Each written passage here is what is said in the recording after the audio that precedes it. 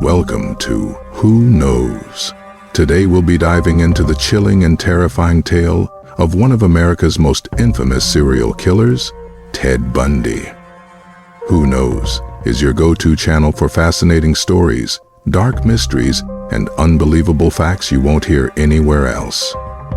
If you're ready to be shocked, intrigued, and maybe even a little scared, you're in the right place. Ted Bundy was the very definition of evil hiding in plain sight. Handsome, charming, and intelligent, he used his charisma to lure unsuspecting victims into his web of terror. But behind that friendly smile was a monster. One who would leave a trail of devastation and fear across the United States in the 1970s. Bundy's twisted spree began in 1974 when women started disappearing from college campuses in Washington and Oregon. The reports were eerily similar. A young man with his arm in a sling or a cast asking for help, only for the Good Samaritan to vanish without a trace. What made Bundy so dangerous was his ability to blend in. He was the last person anyone would suspect of such horrific crimes. As the months went on, the disappearances spread to Utah and Colorado. Witnesses described a man named Ted driving a tan Volkswagen Beetle, a detail that would become a key piece of evidence later. Bundy's audacity grew, and his methods became even more brutal. By the time authorities finally connected the dots, the body count had risen, and the fear was palpable. In 1975, Bundy was finally arrested. But the nightmare was far from over. He managed to escape custody not once, but twice. During his second escape, he made his way to Florida, where his rampage reached a horrifying climax. The attacks at the Chi Omega sorority house were some of his most brutal, leaving an entire community in shock.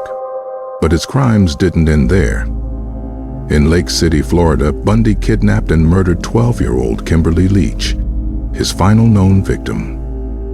This horrific act sealed his fate, leading to his capture and eventual conviction. The trial became a media circus, with Bundy relishing the spotlight, representing himself in court and putting on a chilling display of arrogance and deceit.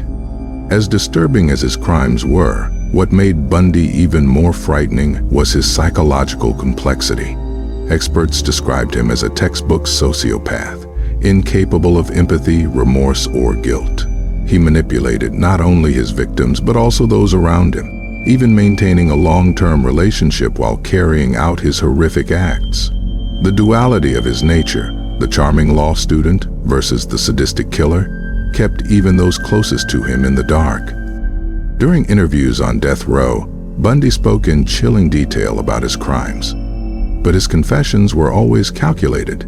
He played with the truth, sometimes offering information in exchange for favors, sometimes withholding crucial details.